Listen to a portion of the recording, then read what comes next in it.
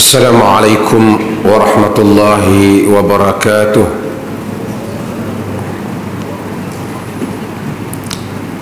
Alhamdulillah, nahmaduhu wa nasta'inuhu wa nastaghfiruh, wa na'udzu billahi min syururi anfusina wa min sayyiati a'malina. Man yahdihillahu fala mudilla lahu wa man yudlil fala hadiya lahu. Asyhadu an la ilaha illallah wahdahu la syarika lah. Amma ba'd. Hadirin dan hadirat yang dirahmati Allah, alhamdulillah kita sambung semula kuliah kita ini. Masih lagi kita di dalam kitab bab Kitabus Salat, di dalam petikan daripada hadis-hadis ataupun daripada rangkaian hadis-hadis yang dihimpunkan oleh Al-Hafidh Al-Imam Ibn Hajar Al-Asqalani di dalam Bulughul Maram.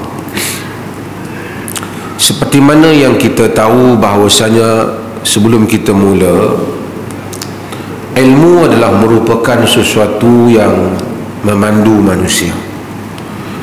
Apabila kita belajar ilmu agama dan orang yang mengajar ilmu agama, ia tidak menyeru manusia kepada dirinya, tetapi ia menyeru manusia kepada Allah Azza wa Jalla.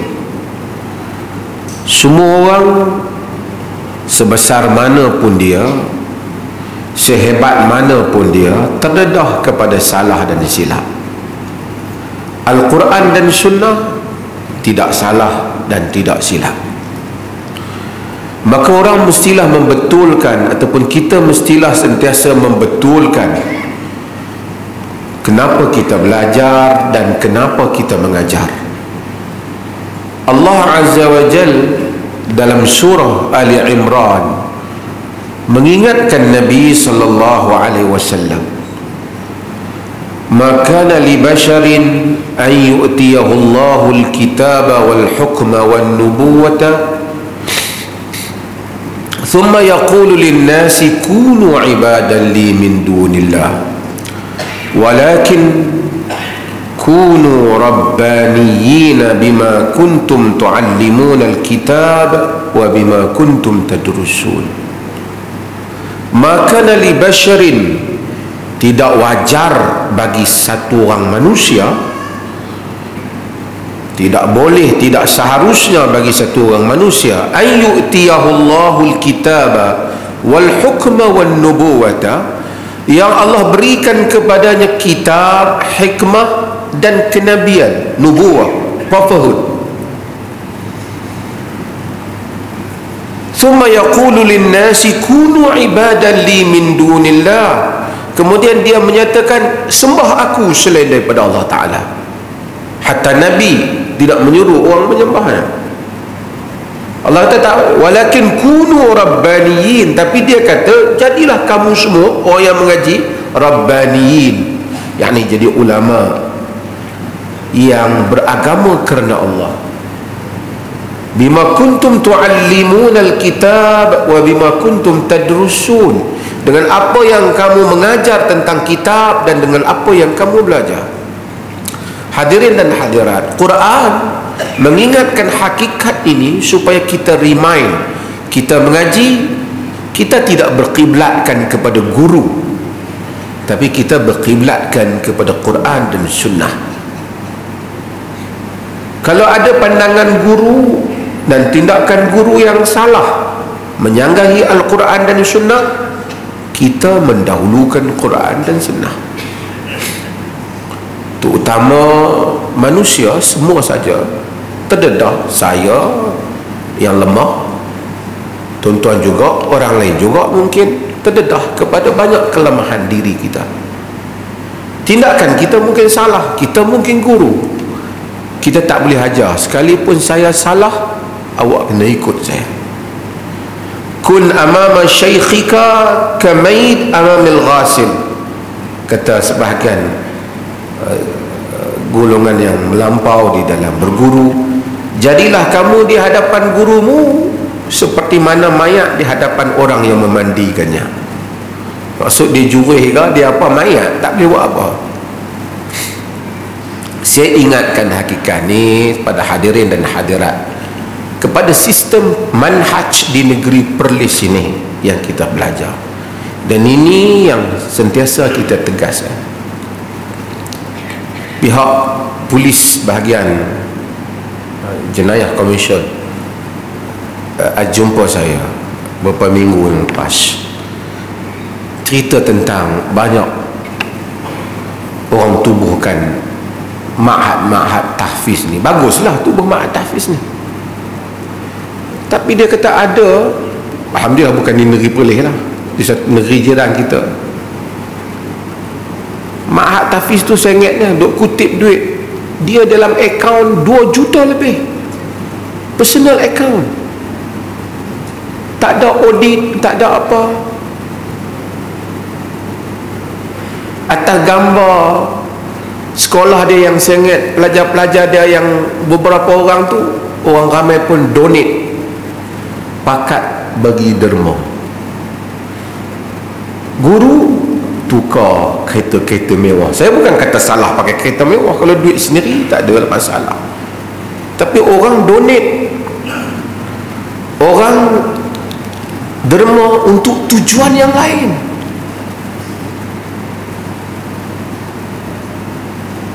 Sebab tu manusia terdedah kepada salah. Kita dalam manhaj kita tidak mengajar untuk orang kata awak kena dengar saya mufti, everything I say is perfect, is right. We never teach people like that. Kita takkan ajar orang macam tu. Dengar kepada argument, hujah. Di atas dasar itu kita menjalankan pengajian. So kita, sebab tu saya minta pada ibu bapa, semua kita ada semangat nak hantar anak-anak pergi sekolah agama mana pun, make sure hal-hal yang seperti ini. Nak derma bagus, tapi pastikan derma di tempat yang betul, supaya orang tak manipulate semangat Islam kita nak menderma. Bukan semua tempat macam saya bagi tahu, tapi ada tempat yang melakukan demikian. Sekolah juga sama. Kita bukan nak semua orang keluar sekolah jadi tu imam masjid. Baguslah jadi imam, tapi semayang 5 waktu ya. Takkan 1000 orang nak jadi imam masjid Alwi ni. Kita nak Muslim teknokrat, kita nak Muslim yang boleh buat banyak hal. Imam, biar ada orang jadi imam.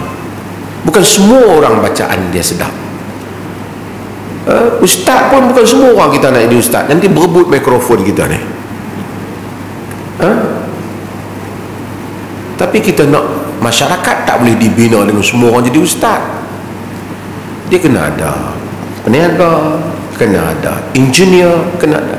Ini semua ialah pengajian agama. Jangan anggap anak saya ni tak mengaji agama, mengaji dunia lah. Tak. Dunia ataupun agama, kita yang mentaujihkan, mengarahkan anak-anak kita itu bagaimana untuk dia berfikir sebagai seorang Muslim dan membantu masyarakat Muslim. Wallahualam. Masuk pada hadis kita. Itu muqaddimah saya sikit. Wa an Aisyah radhiyallahu anha qalat كان رسول الله صلى الله عليه وسلم يستفتح الصلاة بالتكبير والقراءة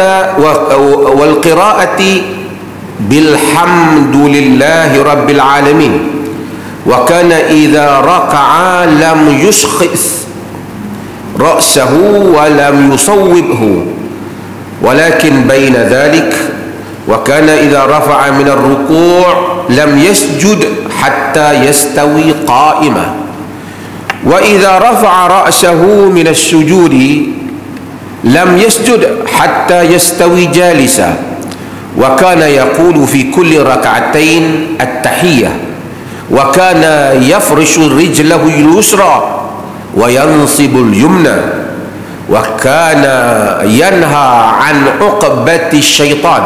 Dalam riwayat Imam Muslim, an aqabi syaitan, ada 2 dalam riwayat. wa yanha an yaftarisha ar-rajulu dhira'aihi iftirasha as-sab' wa kana yakhtimu as-salata bit-taslim akhrajahu al-Muslim wa lahu 'illah. Saya nak ulah yang hujung ni sikit bagi mereka yang anak-anak muda yang mengaji hadis. Dia kata akhrajahul Muslim, ia dikeluarkan oleh Imam Muslim, yakni Imam Muslim mengeluarkannya di dalam Sahih Muslim. Walahu illah, bagi hadis ini ada illah. Illah ni ada penyakit. Maksud hadis ni ada masalah. Sekalipun hadis ini hadis Muslim, Ibn Hajar menyebut ia ada masalah seperti mana yang disebut oleh orang lain, dan hadis ini antara hadis yang dikritik di dalam Sahih Muslim, antara yang dikritik di sudut sanadnya, tetapi majoriti para ulama menyatakan ia sahih. Apakah yang dimaksudkan oleh Ibn Hajar masalah pada hadis ini? Iaitu masalah pada sanad hadis ini. Hadis ini dia diriwayatkan oleh Abi Jauza. Abi Jauza nama dia Uwais bin Abdullah Ar-Rabai, adalah merupakan Abi Jauza, salah rawi yang mengambil tabi'i, yang mengambil hadis ini daripada Aisyah radhiyallahu anha. Tuan-tuan kena ingat hadis ni macam kita sebut ada sanad, rangkaian itu. Sebelum nak sampai Aisyah, rawi itu nama dia Abul Jauza. Dia seorang tabi'i, anak murid sahabat. Dia seorang tabi'i. Abul Jauza nama dia Uwais bin Abdullah Ar-Rabai.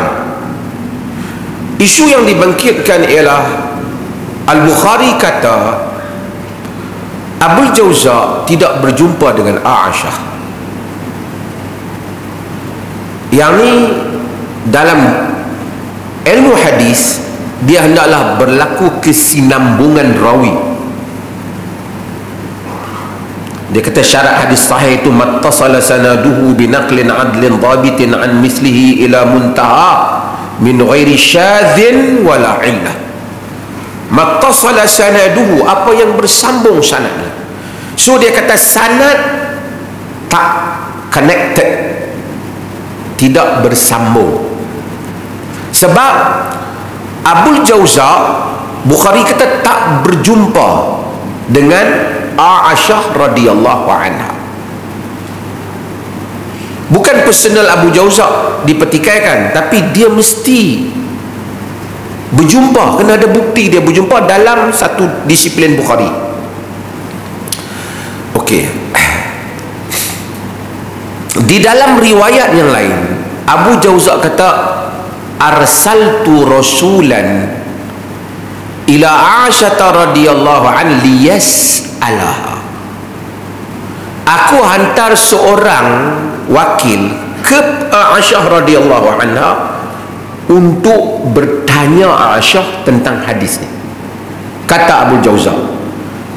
Ni siapa yang dia punya apa? Memori dia besar lagi, dengar. Tak ikut dia tak faham. Di dalam hadis dia tak boleh satu orang yang aku hantar kita tak tahu orang tu siapa. Faham tak? Bila dia kata aku menghantar satu orang pergi jumpa Aisyah, rawi ulama hadis kata mereka mesti tahu orang tu siapa. Kerana dibimbangi orang yang dihantar itu tidak dipercayai. Sebab ia tak mustahil. Al-Imam Syafi'i ada perbincangan tentang riwayat-riwayat Syafi'i. Dia sebab rawa man athiqu bihi, riwayat orang-orang yang aku mempercayainya. Ulama hadis petikai tu, kerana tidak semestinya orang yang seseorang kau percaya apabila ditimbang di sisi ulama hadis dipakai. Mungkin kau percaya, tapi bila ditimbang dia bukan masalah, mesti masalah dia soleh tak soleh. Soleh tak soleh itu satu riwayat, satu isu. Tapi dia dalam hadis dia mesti bukan saja siqah mattasala sanadu binaklin adlin dhabit, yang dinakalkan oleh rawi yang adil dan dhabit. Kadang rawi itu soleh tapi tidak dhabit, maksudnya tidak mempunyai kekuatan untuk mengingati lafaz-lafaz hadis. So kita kena tahu siapa yang dia hantar tu, siapa yang dia hantar. Bila tak tahu, di dalam ilmu hadis dia panggil majhul, tidak diketahui. Majhul tidak membolehkan hadis menjadi sahih. Tuan-tuan faham ni?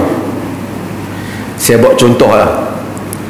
Saya ambil cerita ni, tuan-tuan, saya ambil cerita ni daripada si A ambil daripada B ambil daripada C.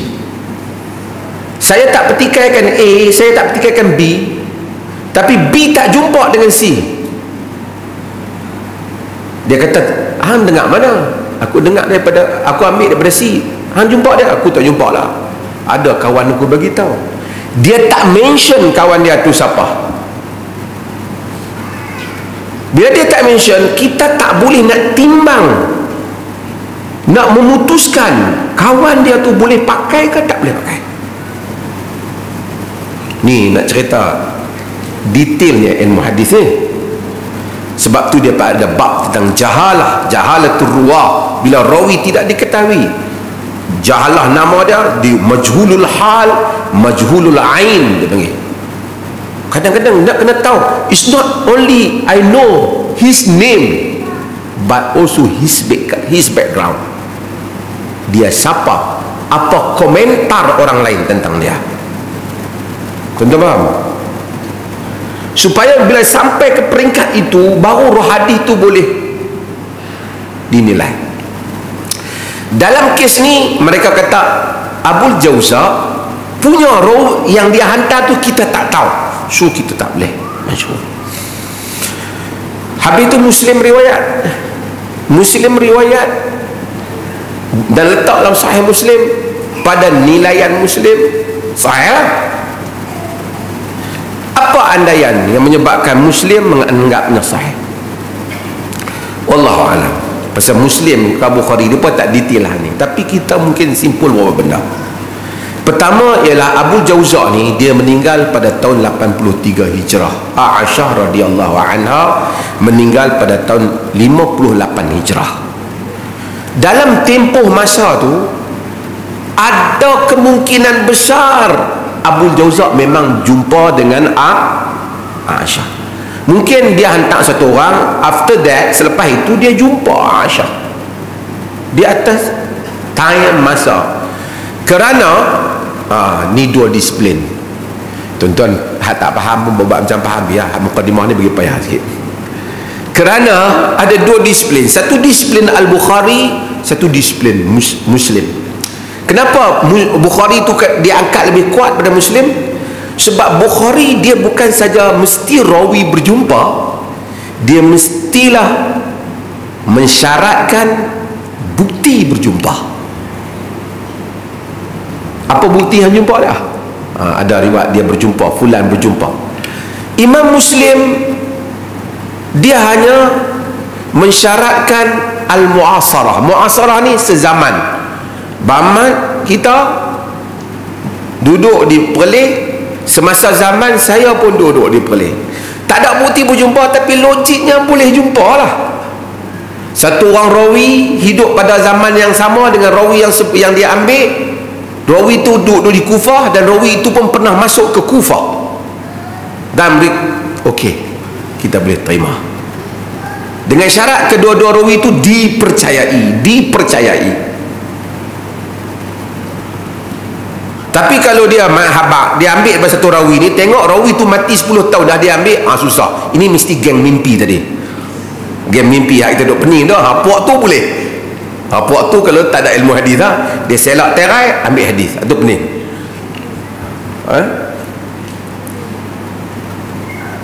So di atas dasar ni, maka hadis ni diterima oleh sebahagian besar juga para ulama, menerima hadis Muslim yang ini.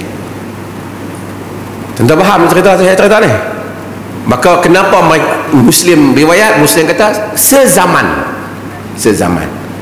Time Abu Jauza dengan Aisyah ni mungkin sangat mereka jumpa time tu, walaupun kita tak ada bukti-bukti rekod orang lain kata jumpa, tapi kita consider mereka jumpa lah.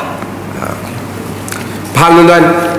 Pasal nak urai hak ujung tu walahu illah, baginya ada illah. Dia tulis apa dalam kitab tuan-tuan? Baginya ilat ni penyakit lah. Baginya ada masalah. Masalah apa? Kita tuan-tuan kata pasal apa tak urai baginya masalah tu, jadi saya urai baginya masalah bagi riwayat Muslim tu. Hadirin dan hadirat yang dirahmati Allah. Okey, baru tengok hak mudah hak tuan-tuan nak faham. Wa an Aisyah radhiyallahu anha qalat, daripada Aisyah radhiyallahu anha qalat. Aisyah radhiyallahu anha qalat. Aisyah ni siapa? Ummul Mukminin, isteri Nabi sallallahu alaihi wasallam. Kita kalau runtuhkan Aisyah, kita runtuhkan rangkaian besar hadis-hadis Nabi sallallahu alaihi wasallam. Yang besar. Sebab tu apa yang Syiah lakukan dengan menolak rawi-rawi utama ni dan menuduh mereka dengan tuduhan-tuduhan, meruntuhkan rangkaian hadis. Tak ada hadis. Okey. Kana Rasulullah yastaftihu salata bitakbir. Adalah Rasulullah itu memulakan salat dengan, membuka salat dengan usalli, dengan takbir. Rasulullah itu membuka salat dengan takbir. Jadi dia tak buka dengan usalli lah. Saya tak cerita usalli boleh tak boleh. Saya kata hadis kata dia buka dengan takbir. Jadi dah setengah orang dia main perlih. Dia kata lepas semayang apa tak bunyi usalli pun. Jadi kita baca kana Rasulullah yastaftihu salata bitakbir. Rasulullah membuka salat dengan takbir. Usalli itu maksud aku nak semayang. Usalli kita kata usalli, orang sebelah kata aku pun usalli ke? Aku pun nak semayang ya. Usalli itu fa'il mudhari', saya hendak semayang, saya sedang semayang. Wal qira'ati yani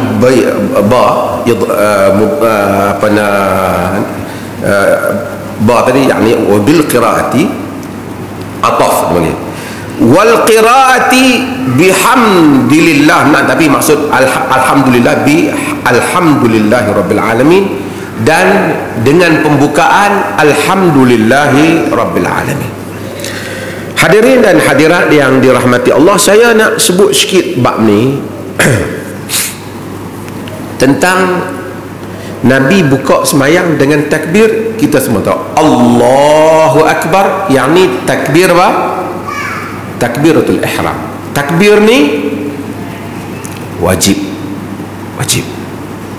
Takbir selepas daripada itu, pemindahan antara rukun ke rukun yang lain dipanggil takbir intiqalat. Kita berpindah. Angkat tangan seperti mana kita sebut. Di dalam Hanafi dia hanya angkat ketika takbiratul ihram saja. Ihram tu maksud diharamkan selepas takbir tu amalan lain melainkan salat. Sebab tu kita pakai ihram, takbiratul ihram. Ihram tu mengharamkan, tak boleh buat lain dah salat. Ihram kita pakai ihram, tak boleh buatlah amalan lain. Tapi yang amalan yang melanggar amalan haji dan umrah. Takbiratul ihram, takbir yang mengharamkan untuk kita buat benda-benda yang mana bercanggah daripada maksud salat. Dengan maksud salat, Nabi SAW membuka salat dengan takbir yang Allahu Akbar. Dan saya telah sebut tuan-tuan, remind, Allahu Akbar sekali, bukan Allahu Akbar. Itu maksud apa? Istifham. Adakah Allah Maha Besar? Bukan juga Allahu Akbar.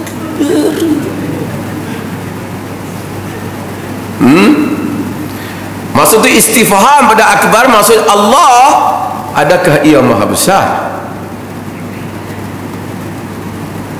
Dia kata nak bagi masuk tadi tu, nak bagi masuk usolli tu. Saya tahu fuqaha Syafi'i dah menyebutnya, tapi seperti mana yang disebut Syafi'i, al-Imam Syafi'i rahimahullah, wa innaha laysa ka shaum ka salah la yadkhuluha illa bil lafz. Semayang itu dimasuki dengan lafaz, kata Syafi'i. Lafaz yang al-Imam Syafi'i rahimahullah masukkan di dalam kitab al-Um ialah lafaz Allahu Akbar, bukan lafaz usolli tu. Ada kitab-kitab fuqaha Syafi'i sebut tentang usolli tu, saya tahu itu perbahasan yang lain, tapi saya nak sebutnya ialah Allahu Akbar, bukan Allahu Akbar, bukan juga Allahu Akbar, tidak juga Allahu Akbar.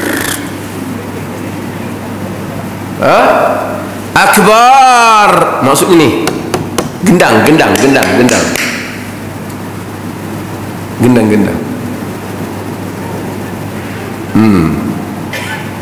Ada orang buat itu? Ada. Was syaitan, dia duk rasa dia nak atok, tak ada, sengaja aku sembahyang Isya 4 rakaat. Itu bukan niat. Itu apa? Mengatur perkataan di dalam pemikiran. Niat azam. Setiap kalimat yang saya sebut ni mesti ada niat. Kau tak sengaja aku nak keluar saja, dia jenuh, tak keluar kata. Okey. Kemudian dia kata di dalam hadis ini riwayat Muslim, dia kata Nabi wal qiraati bi alhamdulillahirabbil alamin, dan qiraah membaca alhamdulillahirabbil alamin. Di sini timbul dia tak kata dengan bacaan bismillahirrahmanirrahim. Di dalam riwayat Aisyah ni, Aisyah kata Nabi buka solat dengan apa? Serbah takbir alhamdulillahirabbil alamin. Timbul khilaf ulama dalam masalah ni. Yang mana dengar rakaman ni, tuan-tuan yang dengar, kita munsif dalam masalah ni, kita bagi tahu ini min masail al-khilafiyah. Ni antara masalah-masalah khilafiyah. Cuma saya nak sebut argument bagi mereka yang menjadikan hadis ni bukti turih baca alhamdulillahirabbil alamin secara jahar. Kalaupun baca bismillah sama ada perlahan ataupun sebahagian mazhab dia tak baca, seperti di dalam mazhab Malik. Apa argumen dia? Salah satunya argumen hadis ni. Dan juga antara argumen dia ialah argumen yang mana riwayat yang diriwayatkan oleh Qatadah daripada Anas bin Malik. Anas bin Malik menyatakan bahawasanya dia anna Nabi sallallahu alaihi wasallam wa Abu Bakr wa Umar kanu yaftatihuna as-salat bi alhamdulillahirabbil alamin. Adalah Rasul Nabi sallallahu alaihi wasallam, Abu Bakar dan Umar membuka salat dengan alhamdulillahirabbil alamin. Bahkan di dalam riwayat Muslim, Anas menyebut falam asma ahadan minhum yaqra'u bismillahirrahmanirrahim, aku tidak mendengar seorang pun di kalangan mereka membaca bismillahirrahmanirrahim.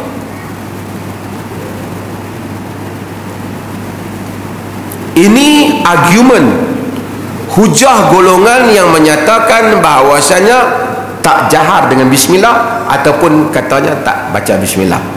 Tiga daripada mazhab, iaitu termasuk sama ada tak baca langsung atau tak jahar. Malik tak baca langsung, Abu Hanifah dia juga tidak menjaharkannya, mazhab Hambali tidak menjaharkannya. Abu Hanifah ada pilihan, Malik tak baca, makruh. Dalam mazhab Syafi'i dijaharkan. Anas ada murid dia, Humaid At-Tawil.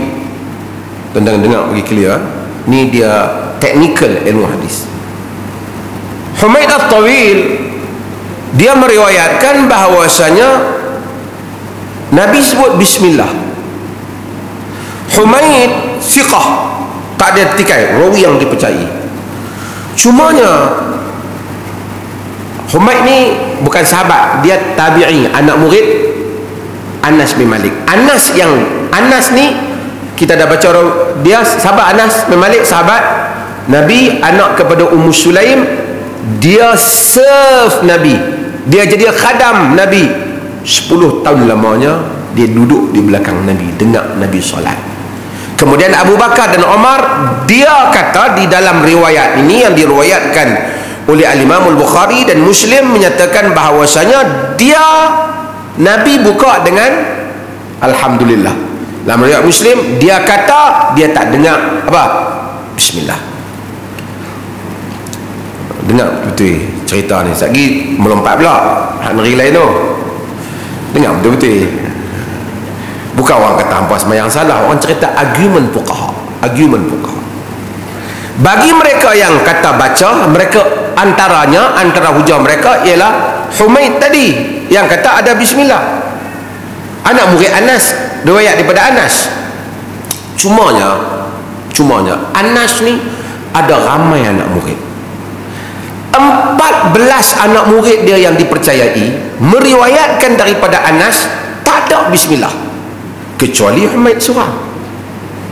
Humaid tidak pembohong, tapi kenapa? Saya sebut siapa dia yang riwayat daripada, antaranya ialah Ishaq bin Abdullah, anak murid Anas. Antaranya siapa lagi? Antaranya ialah Ayub As-Sakhtiyani, anak murid Anas. Anak murid Anas yang terkenal Thabit Al-Bunani, anak murid Anas. Al-Hasanul Basri, anak murid Anas. Banyak. Hamad bin Abi Sulaiman, anak murid Anas. A'id bin Shuraih, anak murid Anas. Qatadah bin Da'amah As-Sadusi, ni yang riwayat hadis, Qatadah bin Da'amah As-Sadusi, anak murid Anas. Abu Qilabah, anak murid Anas. Ramai. Malik bin Dinar, Muhammad bin Sirin, Muhammad bin Nuh, Mansur bin Zadan, semua anak murid Anas ni. Mereka 14 orang lebih kurang ni. Saya mungkin terlepas 1-2 nama. Mereka ini kata tak ada bismillah. Humaid kata ada bismillah. Humaid tak tipu, tapi dia macam ni dalam ilmu hadis. Kalau 15 orang pi dengar anak tok guru mengajar, walaupun 15 semua bercakap benar, 14 balik cerita satu cerita, hak yang seorang cerita lain daripada yang 14 cerita. Kita nak pegang yang ramai ke yang sikit? Dia pegang ramai ke yang sikit? Bukan dia menunjukkan yang sikit tu tipu, tetapi dia panggil waham. Dia panggil apa? Keliru. Faham tuan-tuan? Maka di sisi mereka yang tak terima penghujahan baca bismillah kuat ni, mereka kata riwayat Humaid bertentangan dengan 14 lagi, sedangkan dia seorang. 14 hal lain kita tak. Maka tak baca secara kuat. Sama ada tak baca secara kuat, ada yang tak baca langsung, ada yang larang baca bismillah, memakruhkannya seperti mazhab Malik. Tapi kita diperoleh, kita kata baca bismillah secara perlahan, tidak menjaharkannya, walau bagaimanapun. Dan salah satunya bab ini biasanya Al-Bukhari dan Muslim, bila bab-bab yang mustahak ini dia akan masukkan babnya, tapi bab menjaharkan bismillah tidak ada di dalam Bukhari. Dengan itu golongan yang mentarjihkan bismillah ini tak dibaca secara nyata oleh imam menggunakan hadis ini dan argumen-argumen daripada hadis-hadis yang lain. Banyak lagi lah hadis. Dan mereka menyatakan semua riwayat yang kata bahawasanya Nabi baca bismillah kuat, dhaif dari mereka. Dan di Al-Um juga sebut juga Umar bin Khattab baca kuat. Tapi Anas meriwayatkan bahawasanya tak baca kuat.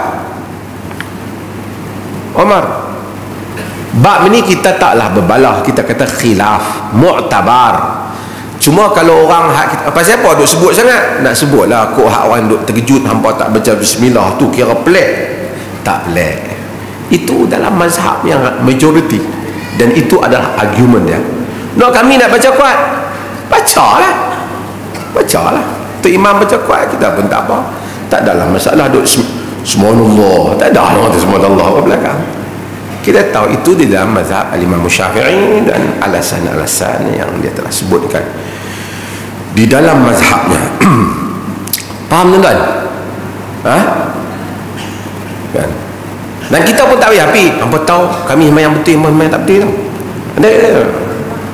Kita bagi tahu ini argument fiqh, argument dia. Di segi riwayat-riwayat yang ada di kalangan para ulama. Wallahu ta'ala alam. Wa kana idza raka'a lam yushkhis ra'sahu wa lam yusawwibhu. Dan Nabi sallallahu alaihi wasallam kan adalah ia idza raka'a, apabila dia rukuk, lam yushkhis ra'sahu, dia tidak angkat kepala dia. Dia tidak up his head, dia tak angkat. Dia tulis apa dalam terjemahan tuan-tuan?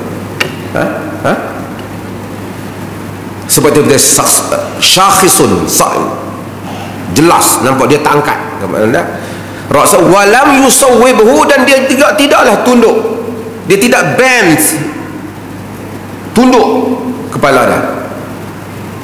Wa kana walakin baina zalika, tetapi antara keduanya taklah dialah tak, apabila rokok dia taklah macam tu, dan tidaklah lipat tengkok dia. Inilah yang disebut di dalam hadis Nabi sallallahu alaihi wasallam yang banyak, sehingga sahabat sallallahu alaihi wasallam di dalam hadis menyebut bahawasanya law subba alaihi alma lastaqar. Kalau sekiranya dituang air di atas belakang Nabi tu, ayam tu duduk itu tak tumpah, maksud lurus dia punya rokok. Jadi ada orang bila dia rokok, dia kepala duk tengok ke pelekat tu imam. Macam tu tengok tu imam tak panggil walau yusawwibhu. Ada pula orang bila dia rokok, dia kepak kepala duk tengok celah kangkang dia sendiri.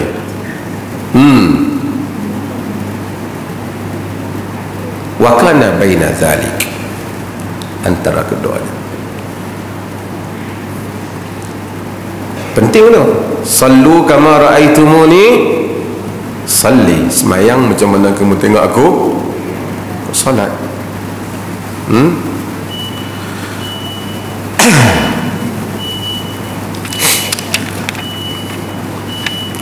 Walakin idza rafa'a min ar-ruku' lam yasjud hatta yastawi qa'ima. Dan tetapi Nabi sallallahu alaihi wasallam wa kana idza rafa'a min ar-ruku' lam yasjud hatta yastawi qa'ima. Dan adalah dia apabila baginda sallallahu alaihi wasallam rafa'a min ar-ruku', angkat kepala daripada ruku', lam yasjud hatta yastawi qa'ima, tidak akan sujud sehingga berdiri betul-betul. Hingga berdiri begitu betul. Dalam hadis disebut la tuji'u salatun la yuqimu ar-rajulu sulbahu fi ar-ruku'i was-sujud, dalam riwayat Muslim, An-Nasa'i, Tirmizi, Ibnu Majah. Dia kata, Nabi kata tak diterima semayang satu orang lelaki yang tak betul-betul meluruskan belakangnya ketika rukuk dan ketika sujud. Sehingga orang sami Allahu liman hamidah, tak ada nak berdiri betul, dum turun hatta yastawi qa'ima, hingga berdiri betul-betul salat, sehingga dia berdiri betul-betul. Azan lah.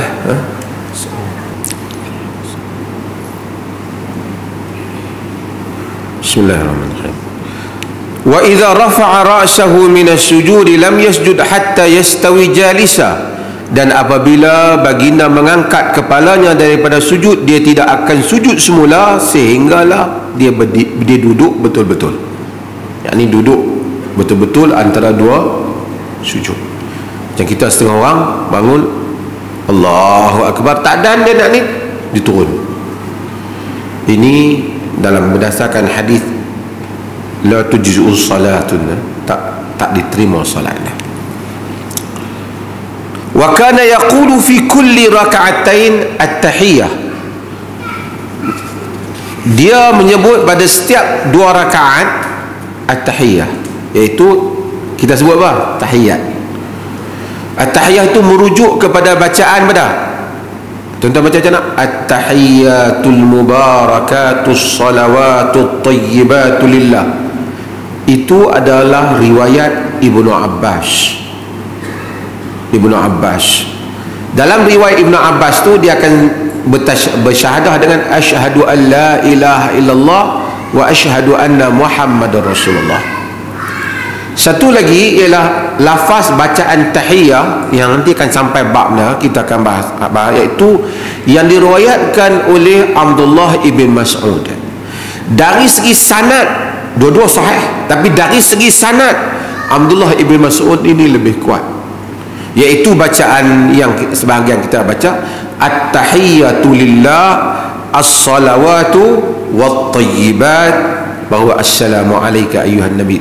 Bacaan ini kalau dibaca dalam riwayat Abdullah bin Mas'ud, syahadah dia bunyi macam ni, asyhadu an la ilaha illallah wa asyhadu anna Muhammadan abduhu wa rasuluh.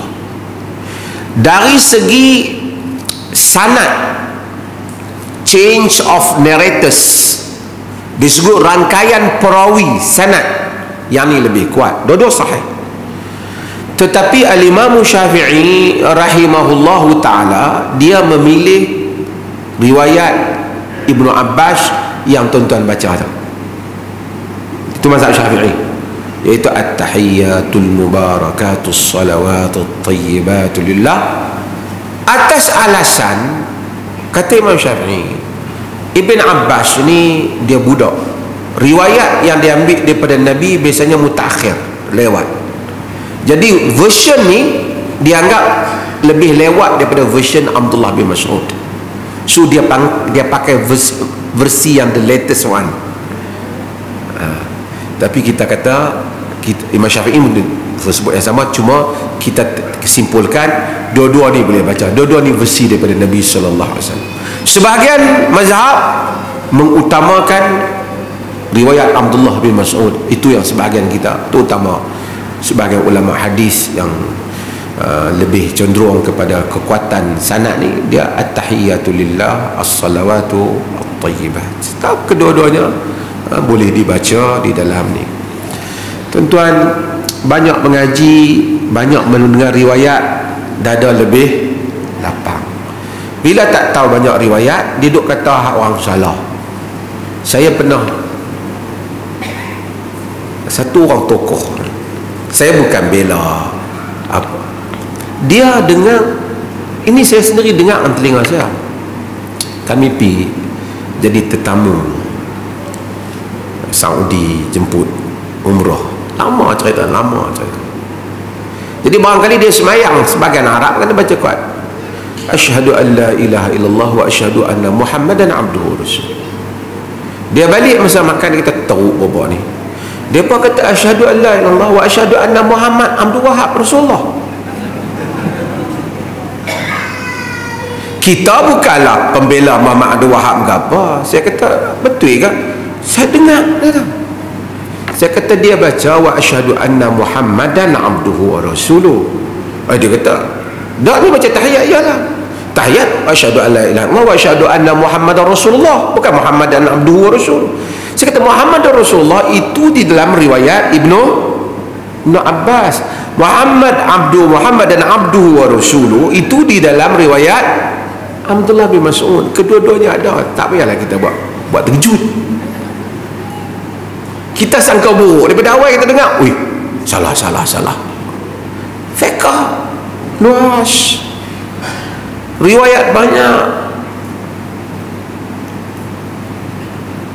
Jadi bila kita tahu lebih banyak riwayat, dada kita akan lebih lapang di dalam memahami apa yang diriwayat daripada Nabi sallallahu alaihi wasallam. Wa kana yafrishu rijlahu al-yusra wa yansibu al-yumna. Ada dah yafrishu rijlahu al-yusra, dia akan melapik ataupun menghampar kakinya yang kiri, wa yansibul yumna, dan memacak yang kanan. Kalau dia terjemah lain pada tu, dia macam taubat nasab ni, memacakkan yang kanan. Kaki kanan dia pacak, kaki kiri dia lapik, maksudnya dia duduk atas kaki kiri. Tuan-tuan, this is Islam. Ini Islam. Sahabat tengok Nabi semayang tu, dia tengok sehingga dia boleh cerita balik kat kita, dia boleh riwayat balik kat kita. Ini bukan agama main-main dia. Kalau Nabi reka agama Ustaz, Nabi semayang macam tu, Ustaz kaki belunjuk, Ustaz, no. Ini agama, revelation, wahyu. Seperti mana mereka lihat Nabi melakukannya. Siapa riwayat ni? Isteri Nabi sallallahu alaihi wasallam. Maksudnya seperti mana dia semayang di luar, dia semayang dalam rumah dia. Kalau agama tu Nabi create from himself, dia buat daripada diri dia sendiri. Dalam rumah nak solat apa? Orang tak tahu, kita belagak baik kat luar sudah.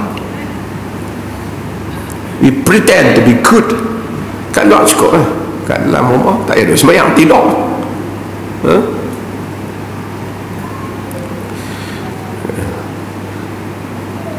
Wa kana yanha an uqbati syaitan, dia melarang daripada uqbati syaitan. Uqbati syaitan, ulama khilaf maksudnya, sebahagian macam-macam. Salah satu tafsiran mereka, dia jadikan kaki dia terhampar kiri dan kanan, dia duduk di atas punggung dia. Itu salah satu maksudnya. Salah satu yang lain tafsiran dia pacak ke kiri, pacak ke kanan keliling, dia duduk. Itu uqbatu syaitan. Nabi larang di dalam salat. Nanti kita akan, masa tak cukup. Wa kana wa yanha an yaftahirisha ar-rajulu zira'ihi iftirash as-sam'. Dia larang lelaki semayang letak macam ni tangan. Iftirash as-sam', macam dengan binatang buas duk tunggu nak mencangkam tu, letak macam ni, dia larang. Ataupun kedua-dua kaki pacak, kaki dengan lutut ni kita pacak, tangan pegang kiri kanan macam ni, macam anjing ataupun macam binatang. Itu dilarang. Orang tak buat lah, tapi dilarang. Tuan-tuan, kita kena faham, sahabat ni dulu dia bukan tahu semayang ni. Tuan-tuan lahir dalam Muslim, bangkit-bangkit tengok mak bapak semayang, so kita dah biasa dengan benda ni. Sahabat dia baru nak tengok benda ni, dia baru duk belajar tengok Nabi buat tu. Bukan dia terbiasa, dia baru nak lipat kaki, nak apa semua. Kita ni daripada kecil, tuan-tuan nak faham benda tu, faham orang baru masuk Islam, dia nak tengok semayang. Kita kata, alah, duduk tahiyat je bukan payah. Dia tahiyat tu pun dia tak faham. Kita kena tahu dia punya environment tu, macam mana dia mempelajari salat. Wa kana yakhtimu salata bitaslim, dan baginda sallallahu alaihi wasallam menutup sembahyang dengan taslim, iaitu dengan assalamualaikum warahmatullahi. Jadi itu adalah ringkasannya dan panjang hadis ini, dan kita sambung insya-Allah pada kuliah yang akan datang. Tuan-tuan ada soalan sebelum saya tutup? Saya nak sebut satu dua. Pertama, saya alu-alukan ini kuliah mingguan baca buku ni di masjid ni. Kita ada tetamu daripada Indonesia yang akan jadi warga Perlis jugalah. Yang mana mereka akan di Universiti Muhammadiyah Malaysia yang di Sungai Cucuh. Dan kita the first Universiti Muhammadiyah di luar negara. Muhammadiyah ni ada banyak universiti, 60 universiti dah lebih. Ni universiti dia di luar negara, yang first yang dia buat ada di Perlis. Dan saya dipahamkan ada Menteri Indonesia juga akan datang, dan juga speaker Speaker Parlimen dia juga akan datang ke Perlis dalam 2-3 hari lagi ya. 22 hari bulan. So ini kita mengalu-alukan dan terima kasih yang banyak salam persaudaraan kita kepada teman-teman kita daripada Indonesia ini yang hadir memenuhi atau menjadi keluarga kita di Perlis ni. Mudah-mudahan insya-Allah kita dapat berprogram banyak dengan mereka lagi insya-Allah. Ini saya setakat nak maklumkan. Okey, tuan-tuan, ada soalan?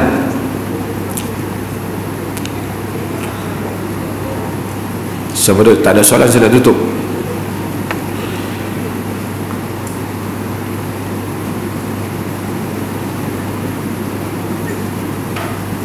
Tak ada? Semua tak ada soalan? Clear? Okey, mudah-mudahan Allah Azza wa Jalla merahmati kita semua insya-Allah dan diberikan kerahmatan kepada kita, dan insya-Allah kalau ada ni kita sambung lagi kuliah kita pada minggu hadapan. Dan saya pun minta maaf, kuliah ni kadang-kadang selalu miss, banyak ke sana ke sini, ke sana ke sini, dan alhamdulillah ini dah 2 minggu kita hadir kuliah insya-Allah. Sekian, wassalamualaikum warahmatullahi wabarakatuh.